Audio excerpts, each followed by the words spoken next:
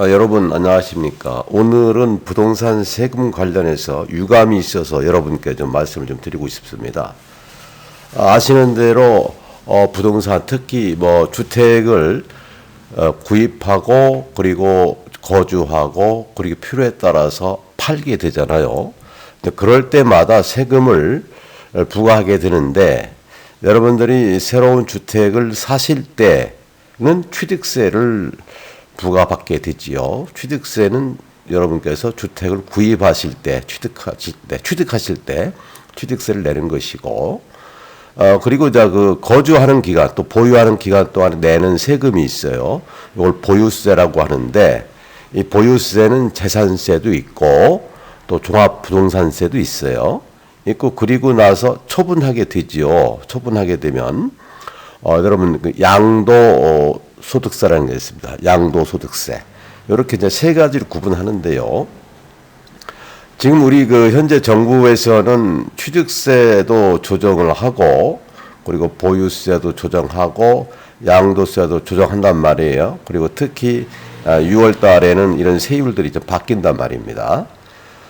그래서 저는 취득세에 관해서는 1주택 거주자나 보유자한테는 과거의 세율대로 일상 생일대로 가겠다는 것은 좋다 이겁니다. 좋고 또 2주택, 3주택으로 갔을 때 중과세를 하게 되잖아요.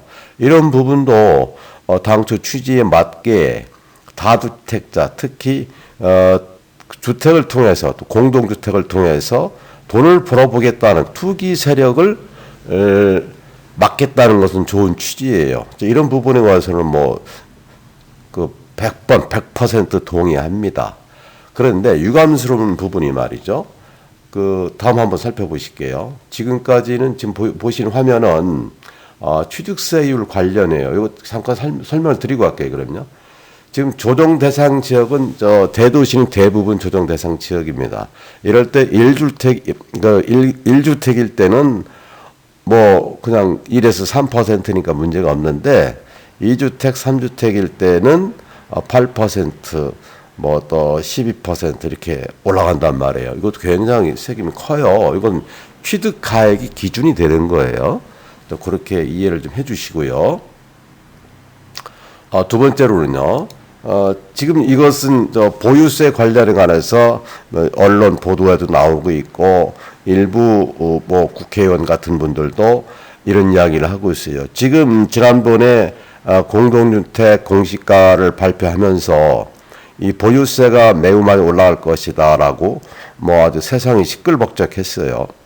그런데 지난 4.7 보선 이후에 이후로 와서 지금 우리 민주당 정부가 좀 패배를 했단 말이에요. 패배를 해서 패배한 원인이 뭐냐? 부동산이 문제였다. 맞습니다. 부동산이 문제였습니다. 그런데 요즘 보유세, 재산세와 종부세죠. 이 부분을 원칙대로 저는 가야 한다고 보고, 다만 이런 부분들은 공시가 부분이 좀 약간 문제는 있어 보여요. 그 부분을 조정을 좀 할 필요도 있겠지만은 원칙적으로 이 부자 감세는 안 된다는 거죠. 제가 볼 때는 이 투기 세력들이 더 이상 갖고 있으면 손해다. 이랬을 때 부동산 매물이 나오지 않습니까? 매물이 나와야 공급이 많아지죠. 그리고 공급이 많아져야 부동산 가격이 특히 아파트나 공동주택 가격이 조절되는 거 아니겠어요? 그런데 이런 부분들은 간과하고 종부세 특히 재산세가 이 문제가 된다. 이제 문제가 되는 사람이 우리 대한민국 전 국민의 몇 %일까요? 지금 대부분 이 부동산 세금 때문에 다시 말씀드리면은 부동산 세금을 통해서 부동산 경기를 잡아보겠다는 그 취지가 현재 실제로는 투기 세력들이 피해를 보거나 아니면 타격을 입는 게 아니고 대부분 무주택자인 서민들이 현재 피해를 보고 있어요. 그러니까 문제지요. 그러니까 2030 세대들이 절망에 빠지는 거죠. 그래서 절망하고 분노하고 있는 거죠. 그래서 지난번 4.7 보선 때 표로 나타나고 있지 않습니까? 그런데 이러한 부분을 간과하고 그 보유세인 그 부자 감세를 조정하겠다. 이건 매우 곤란한 발상이에요. 도대체 부동산 시장을 이해하고 있는지 저는 참 의문입니다.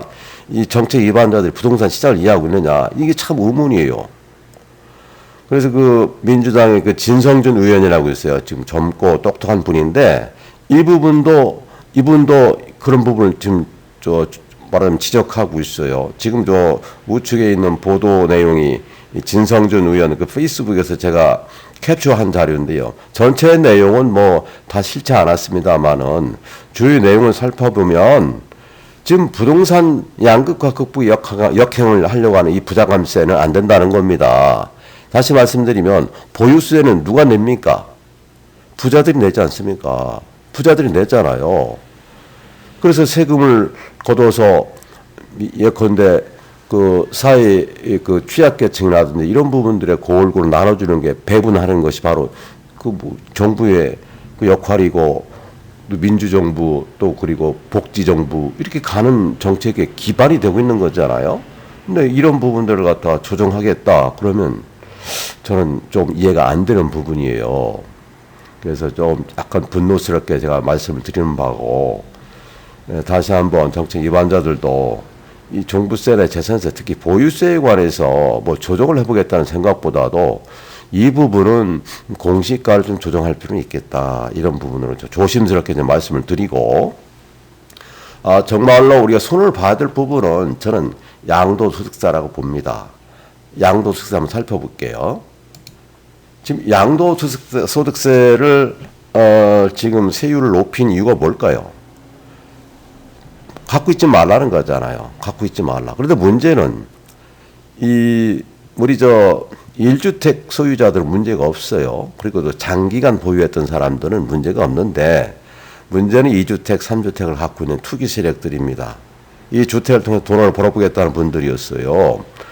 근데 이분들에게 이 중과세를 해버리니까 또 앞으로 6월달은 또 더 바뀌고 하니까 그래 이분들이 이 양도소득세 이 차액을 세금을 과세 전가를 할 경향이 있어요. 예컨대 대부분 이 사람들은 실제로 사람이라는 게 뭐 여러 개 주택 갖고는 다 살 수 없잖아요. 그러니까 나머지 전세나 월세 주지 않겠어요. 그럼 이분들한테 전월세입자들한테 세금을 전가한단 말이죠. 전가하고 해서 안 팔아요. 팔지 않는단 말이에요. 그래서 이분들에게 이 다주택 소유자들이 집을 팔 수 있는 길을 마련해 줘야 된다 이거죠. 말하자면 이 꽁문을 차단하고 있어요. 그래서 저는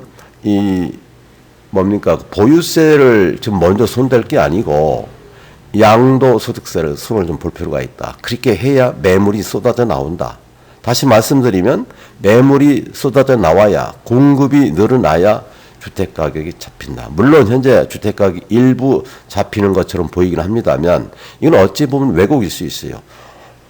뭐 기회만 있으면 언제든지 이 부동산 가격은 또 올라간단 말이죠. 그래서 이 세금을 통해서 부동산 시장을 잡겠다는 뭐 시도는 일견 보면 뭐 그것도 하나의 괜찮은 정책 방법일 수 있겠으나 정책을 위반할 때 이런 세밀한 부분까지도 또 발생 예측하지 못할 부분도 시뮬레이션해서 어떻게 세부적으로 적용할 것인가. 그래서 진정한 대다수의 국민 서민이 이 세금 때문에 고통받는 일이 없도록 이 세금 때문에 이 세금 정책이 잘못돼서 집값이 계속 올라가서 영끌하지 않도록 그 정책 위반자들이 다시 한번 아주 주도 면밀하게 밀도 있고 꼼꼼하게 검토할 필요가 있어요.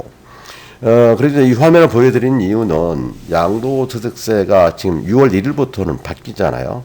지금 양도소득세를 내면서 그 위에 그 부가세인 그 지방소득세도 내고 쭉 하다 보면 좀 더 올라갈 텐데 지방소득세 10%는 제외한 표예요, 표는. 그래서 되게 이제 양도소득세는 말이죠. 과표가 뭐냐면 여러분께서 아시다시피 과표가 내가 취득했을 때 그리고 처분했을 때 그 차액 있지 않습니까? 그걸 양도 차액이라고 그래요. 그것이 과표가 돼요.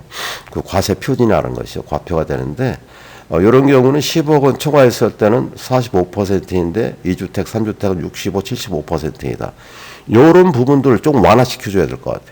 그렇게 해야 주택이 매물이 나온다. 양질의 주택이 매물이 나온다. 그랬을 때 부동산 시장이 안정화될 것이다. 저렇게 강력하게 주장하고, 오늘 우리가 주장하는 주 안점은 보유세보다도 양도소득세율을 좀 조정할 필요가 있다. 그렇게 해야 부동산 매물이 나온다.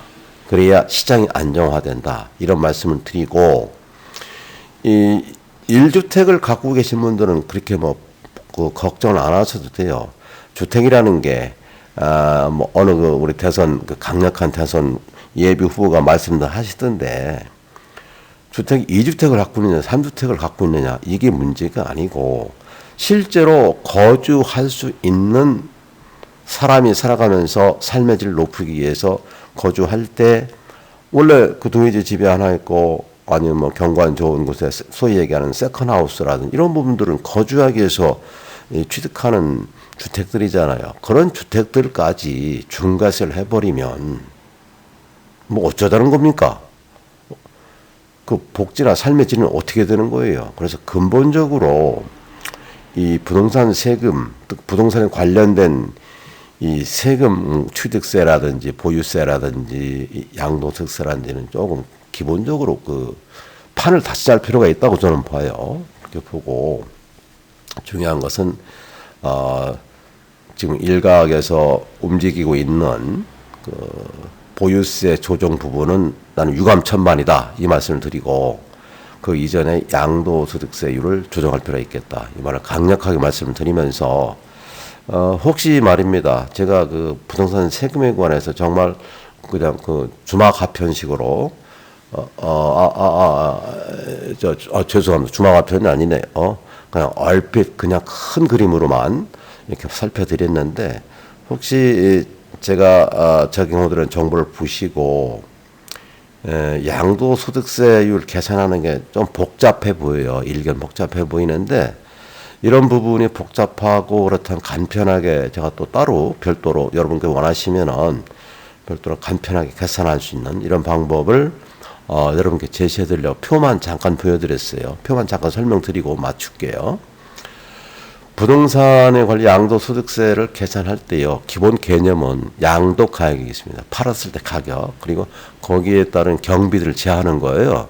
취득했을 때 가격, 자본적 지출이란 뭐냐면 집을 수리했다든지 이런 것들 있잖아요. 그 가치를 높이게 수리했다든지 이런 건 다 되는 건 아니고요. 구분해 놓은 게 있어요. 그리고 이건 말로만 해서는 되는 게 아니고 자료가 증빙이 돼야 돼요. 그러니까 여러분들 아파트나 집을 관리할 때 수리하고 그럴 때 영수증 같은 거 꼭 받아 놓으시고, 그 오랫동안 보관하셔야 되는데 나중에 가면 없어지고 그러잖아요. 그래서 따로 그 사진을 찍어서 핸드폰 같은 거 찍어서 잘 보관하고 계셨다가 혹시 양도했을 때 필요한 필요 경비들을 반드시 공제받아야 여러분들 절세를 할 수가 있어요. 근데 그렇게 해서 나오는 것이 양도 차익입니다. 양도 차익이 바로 과세 표준이고요. 거기에서 집을 오랫동안 보유하면은 10년 이상 보유하면 거의 그 80%까지, 그러니까 지금은 보유하고 거주하는 기간까지 합해가지고 80%까지 공제를 받을 수가 있어요. 그래서 사실은 1주택인 경우에는 또 오랫동안 거주하고 보유했다면 양도소득세는 그렇게 겁을 낼 그런 금액은 아닙니다. 그렇게 이해를 해주시고, 오늘은 여기까지만 말씀드리고요. 오늘 드린 정보가 여러분께 도움이 되셨다면 좋아요, 그리고 구독 부탁드리겠습니다. 여러분 감사합니다.